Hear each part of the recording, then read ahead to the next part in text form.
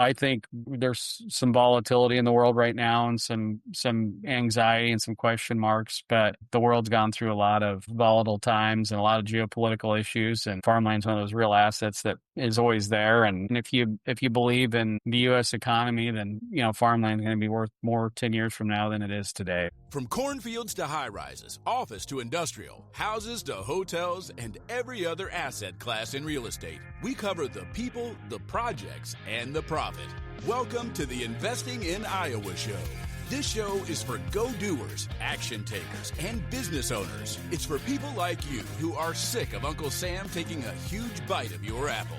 If you're looking to get ahead of what's taking place in Iowa, learn who is doing what, and how you can get in on the action, you're in the right place. Hosted by Neil Timmins, an Iowa native who has been involved in over $300 million in real estate right here in Iowa.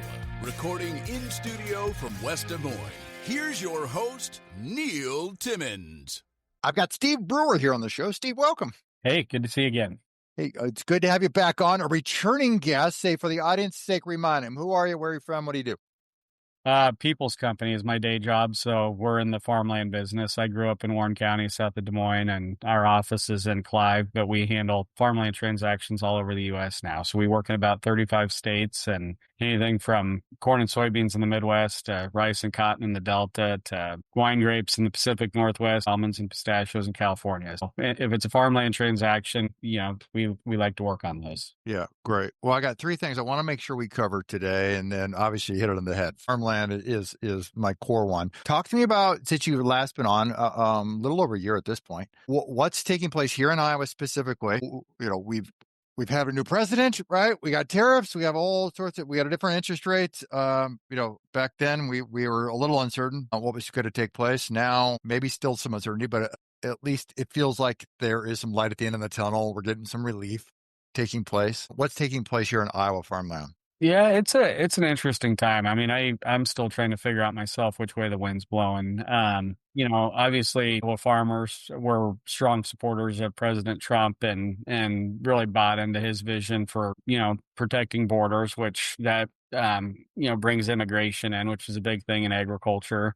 And then they were strong about onshoring jobs into the U.S. and, fair trade. And now we're getting to see everybody's conviction around, how strongly do they believe in those things now that commodity prices are softer and it hasn't been quite as easy of a journey as I think a lot of folks hoped it would be. So since we talked last, commodity prices are softer, and that's created a lot of anxiety for farmers. There's definitely some stress out there for folks. Interest rates, they've leveled off a little bit. Hopefully by the time this airs, perhaps we have another rate cut. So that's going to be helpful. But USDA has been projecting a record corn crop and soybean crop. And so commodity prices not only are softer because of tariffs, but then they're softer because we have a huge crop looming. But then, the federal government, and particularly under Trump, has been very supportive of farmers. During Trump's TikTok press conference the other day, he got into farmers and he said, go buy more land and buy machinery because we're going to give you some of the tariff money. And so there's talk of some emergency relief coming to farmers in the tune of $30 to $50 billion. And I was just talking with a client earlier today. If we get a couple more rate cuts, USDA lowers their yield projections and prices rally, and we get some emergency relief funding, that anxiety that farmers have right now could turn around real quick as well. So it's hard to say from one day to the next, but the general sentiment is land market is cooled off. Most of the surveys show values off anywhere from 2 to 5%.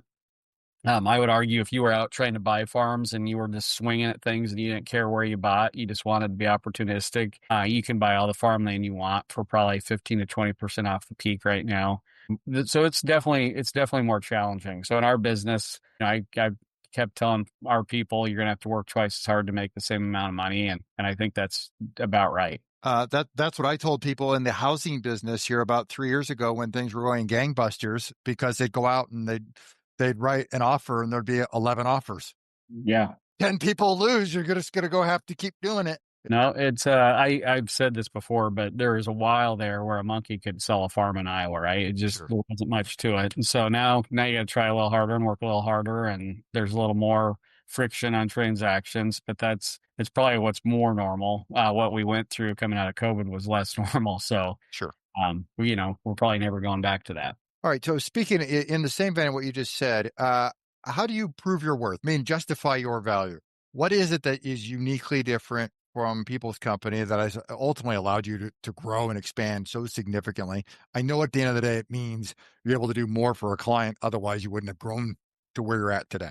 Yeah, we put together a pretty interesting business model. A lot of the folks we compete against are, in the farm management industry like we are, and they're in the appraisal industry like we are. What we've done is we've created a lot of specialization. So our real estate brokers only handle brokerage transactions. Our farm managers only manage farms. Our appraisers only appraise. And so we get the best people on the job, and there's a lot of specialization now in farmland transactions. That's one differentiator.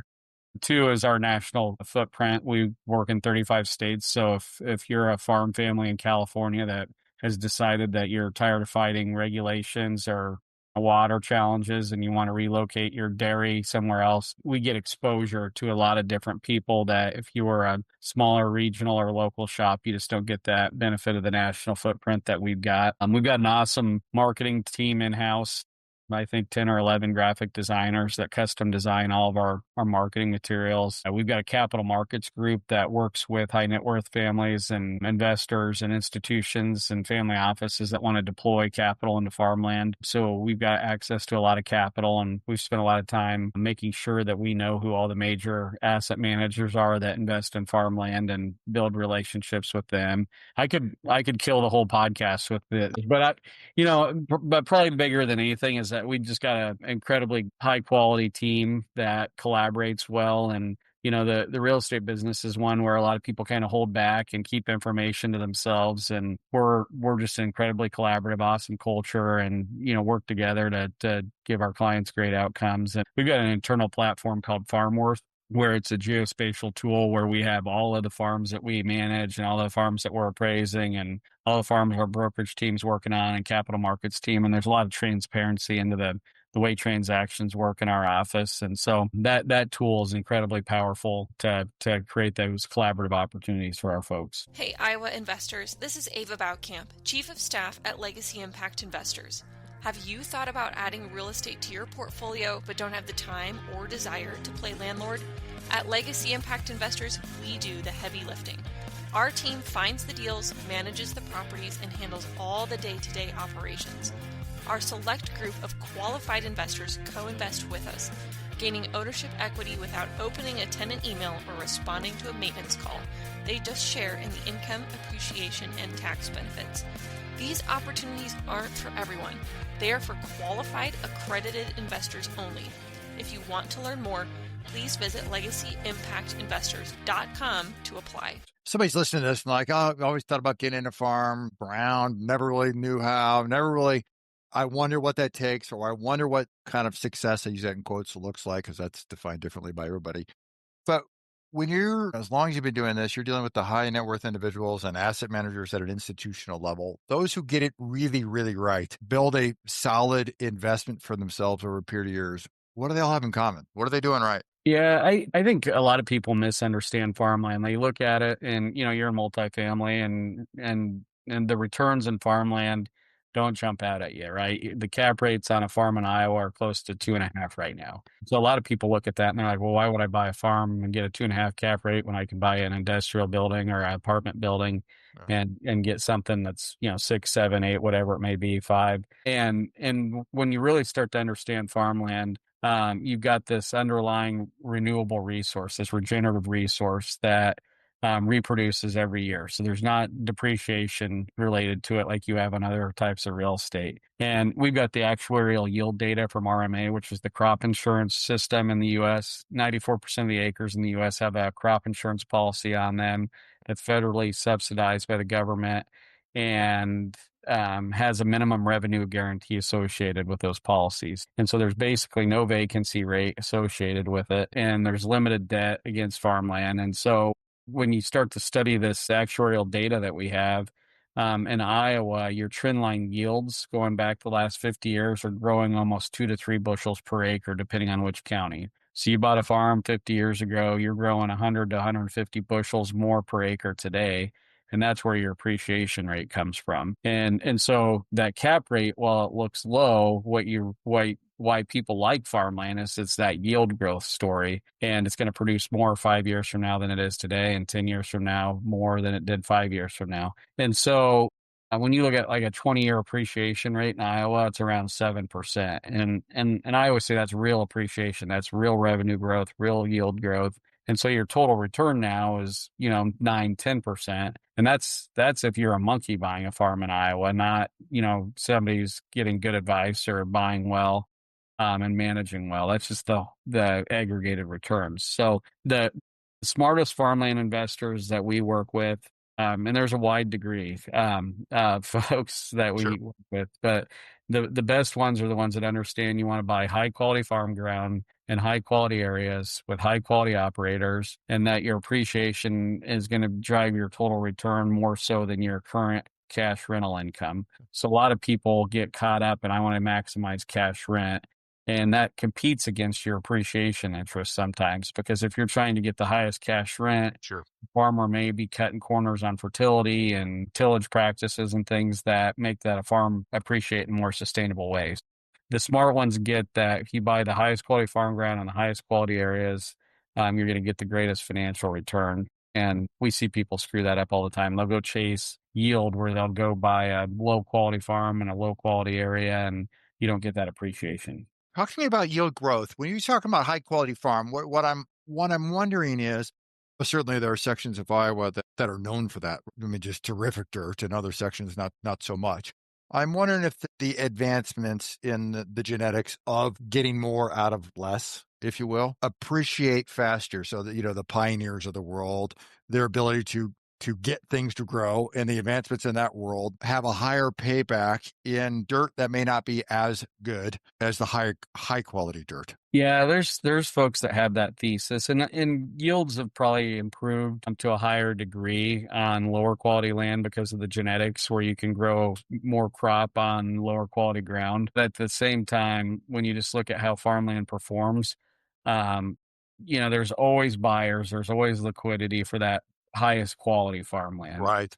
So while you can tell yourself, hey, I'm going to get a little additional yield growth here on this lower quality ground, perhaps. I'm not saying that's a universal truth. Or your farmland's going up in value in general. Your highest quality farm ground is going to go up in value more so than your low quality farm ground. So I'm just a huge believer that you want to own the best of the best, because, we do a lot of work with institutions that own a lot of permanent crops and huge properties.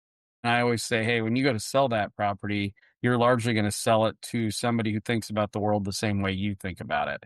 So it's going to be an institutional transaction to another institutional transaction. If I go buy a farm in Iowa, and right now commodity prices are soft, so I buy that farm at a low value today, I decide to go sell that when corn's $6. You have four farmer neighbors that are all duking it out, willing to pay too much to buy that farm. And so you get that bump, and people fight over high quality farms. They don't fight over low quality farms. Sure. Yeah.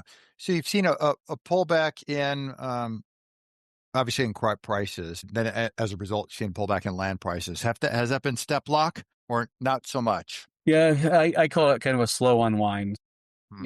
Last time we had commodity prices peak, it was in 2013. We came off of 3 years of $7 corn, and land rents came down a little bit in 14. They came down a little bit in 15. They came down a little bit in 16 and 17. And over that 4-year period, you slowly unwound land values 20%, and it's not dramatic at all. Whereas, stock market, you wake up and there's bad news, and you can lose 20% overnight. Correct. That's why people like farmland. It's non-correlated with public equities, making a great diversifier. And then it's positively correlated with inflation. So if you look at a chart of farmland and you look at inflation, completely positively correlated. They look like the same chart. And so what you see is high net worth people that think the stock market's pricey right now, and they are worried about inflation. Those are the types of people that like farmland. Talk to me about, you branched out of Iowa. You're into all sorts of things. Do you find yourself dealing with people who are buying ground in multiple states? They're covering a range of commodities. Yeah, on our capital market side, we work with people that want to build portfolios and they want geographic diversity and crop diversity. And so we see that. I mean, most farmers are buying farms in their neighborhood. On the investment side, we see that. And then we do a lot of work with the major asset managers that, aggregate farmland assets all over the country. And so we work with them as well and see that. If you're a house flipper, execute the burst strategy, or do double closings and are in need of money, Little Guy Loans is your go-to lender here in the Des Moines area. Time is money. Loan approvals in 24 hours. Closings in 5 days. Little Guy Loans was founded by Neil Timmins, an investor just like you. Since he has been in over 10,000 homes in Des Moines, there's never an appraisal. Houses, multifamily, and commercial property loans up to $1 million. Check out www.littleguyloans.com. What's been the single biggest change that you've seen from the start of your career to today? I think the digitization of our whole world. When I first got in the business in 2003, to put a farm on the market, you had to drive to the county assessor's office to see what the property taxes were. And I'm a young guy, but that was just 23 years ago, before you had Google Earth, before you had online assessor websites, before you had drones. And now I'm like the old guy around the office telling these kids like, hey, this is what I Back had then, yeah. back then. And now there's just so much more transparency with satellite imagery, and it's getting pretty wild, frankly. And that's what's making our business pretty exciting in terms of our growth, because we've invested heavily in our back office platform to facilitate land transactions all over the country. And a lot of people haven't made those investments. And, some of the tools that are available to us now with AI, because we've digitized our customer records, we've digitized our landowner records, we've digitized USDA data and RMA actuarial yield data.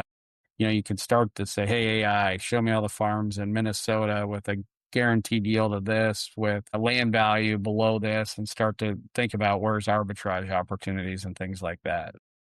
Incredible. It is. It's pretty exciting and scary all at the same time. Yeah, exactly. All right. So what was it? 2 weeks back, I was just down at dinner at Middlebrook. You didn't know this. I was just gonna tell you about it. So first time I'd been down there for a dinner. The group I'm in, rented the place, and it was fantastic. First time I'd been there for dinner specifically. And it's fun to see the growth that's happening there. Maybe for those who don't know what it is, maybe give it a little color. Yeah, Middlebrook is in Cumming, Iowa, right? So just off Interstate 35 and in between West Des Moines and Norwalk. So this small farming town that we started assembling land probably 6 years ago, and annexed it into the city and got all of our entitlements and PUD in place. And we created this master plan community called an neighborhood. It's a theme that's picking up steam all around the country, and so we're moving forward with our project here in Iowa, and the idea is you built this master plan community around agricultural amenities instead of a golf course or some other amenity. And you create these opportunities for people to connect with nature, and, little neat architectural standard you have to follow, so the homes are a little cuter, and there's street trees and there's front porches and things like that. And we're building our office building for People's Company there right now. So we're recreating what looks like an old, Main Street, and we've got mixed use with apartments and ground level retail, and then our office building, and feels like you're in Valley Junction, right? And so, if you get a chance to check it out, it's a really unique project, and it's been a real grind to get it to the point that we've got it to, because it really tests your conviction when you're doing the neat things like architectural standards. That sounds great, but builders don't have plans that necessarily fit. So you might lose lot sales, and it kills velocity.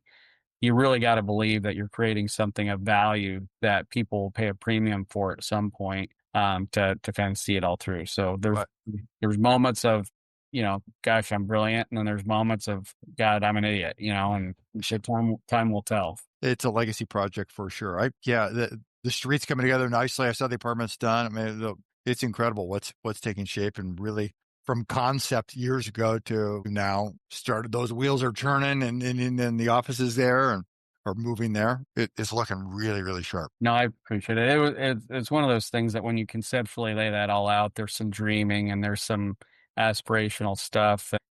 I'm looking at the concept plan the other night. It's like, God, we're actually building what we drew out 6 years ago. I mean, it's pretty close. It's pretty Yeah, wild. that is cool. What keeps you up at night? I create lots of problems for myself just in terms of aggressively growing the business and trying to probably do more than a guy should do. And so I do not have any problem having sleepless nights. Most firemen in our business are arsonists. Yeah, that's Mhm. right. So I'm always thinking, and you can't shut the brain down. So that's half the problem. And then, there's just a lot of things that are out of your control anymore, right? So you can be exceptional at something, and because of some geopolitical issue or COVID or interest rates that are completely out of your control, things can get derailed. So, you just gotta always be aware of what could impact, projects you're doing. And so it's it's definitely plenty of sleepless nights. Well, coming up in short order is the Land Investment Expo. I have attended in the past. What a fantastic event you put on there! But maybe for those who aren't familiar with it, share a little about the expo. Yeah, we've been hosting a Land Investment Expo in Des Moines for this will be our 19th year, which is wild to think about. But it's probably the largest event related to farmland in the country, and so people from all around the globe now come to Des Moines, Iowa for this conference. And we've had some phenomenal keynote speakers through the years: Boone Pickens and Donald Trump and Martha Stewart and Mr. Wonderful and Anthony Scaramucci and Jimmy John and Drew Bledsoe, and I could just keep going. Ben Yeah. Stein. But it's a opportunity to bring people together to talk about issues impacting landowners. And we fill up the Iowa Events Center, and we have a virtual version of it as well, so people can watch remotely. And we have breakout sessions that we get more specific on important topics related to landowners. And it's a big part of our marketing effort and our opportunity to connect with clients. And our next one's scheduled for January 12 and 13. We're adding a farmland master class in on the Monday before now, where we're going to take a deep dive for people that want to learn more about farmland. So excited about that. We've got several keynote speakers already lined up. Peter Zehan, he's a geopolitical strategist that honestly has been in one of our most highly sought after. People ask us to just keep bringing him back because they love what he's got to talk about. We're bringing in Ron Diamond. He's I don't know how you describe him, a family office guru. So he speaks at a lot of family office conferences about alternative investments and different strategies for super high net worth people. And I've been following Ronald for a long time and wanted to get him exposed to farmers. I'm excited to get him here. And then we've got a guy that calls himself the lunatic farmer, Joe Salatin, and he's from Texas, and there's some Netflix series out on him now. I'd say his values align with that Maha, Kennedy movement we have right Yep. now that a lot of people are fearful of. And so we like to just tackle those challenges head on. And so I'm excited to have him on the program. And then we got a guy named Ed Yardini for the CNBC watchers. Ed's freaking on there, and he's head of Yardini Research and highly sought after speaker on the economy and geopolitical issues as well. So I can only imagine the level of effort that goes into pulling this thing off, because the amount of people get there and who you just rattled. I mean, that is not a small lift. yeah, no, it isn't, but 19 years of doing it, and you kind of got it down at this point. But we've got a great team internally that works on it, and we're definitely not professional event organizers, but we take a lot of pride in putting it together and bringing in people that you probably don't have an opportunity to hear any other way. And so, look forward to putting it on, and always look forward when it's over too. But yeah, no, it'll be good. We'll make sure that the links below in the show notes to direct some folks that direction. Steve, I asked tons of questions. What's one question I did not ask that I should have asked? Gosh, you're rapid fire. You covered most of it. I think a lot of people are, hey, where do you think farmland values are going? And that's probably something that as much as there's some anxiety and some stress right now, I think farmland. I've shared this before. If you look at the Louisiana Purchase, Iowa sold for 3.6 cents per acre. And I always say everybody who bought a farm since then thought they overpaid, right? And here we are at statewide average over 12,000 an acre. So I think, there's some volatility in the world right now and some anxiety and some question marks, but the world's gone through a lot of volatile times and a lot of geopolitical issues. And, farmland's one of those real assets that is always there. And if you believe in the U.S. economy, then, farmland's going to be worth more 10 years from now than it is today. So I try to just counsel people to not get too caught up in the short-term news and, if you like farmland, buy it because 10 years from now, it'll be worth more than it is today. Yeah, that's great. Steve, for people that want to find you, follow you, connect with you, where can they go? What should they do? Yeah, peoplescompany.com, and our emails and phone numbers are plastered all over the website. Excellent. Links below in the show notes, everybody. Steve, always appreciate your time, my friend. Likewise. Thanks for doing this. Thanks for listening. If you're enjoying the show, may I ask a favor of you? Naturally, subscribe so you never miss an episode. But would you rate and leave an honest written review on Apple Podcasts? It does a lot for us here at the show, and I appreciate reading your thoughts. Great guests make for a great show.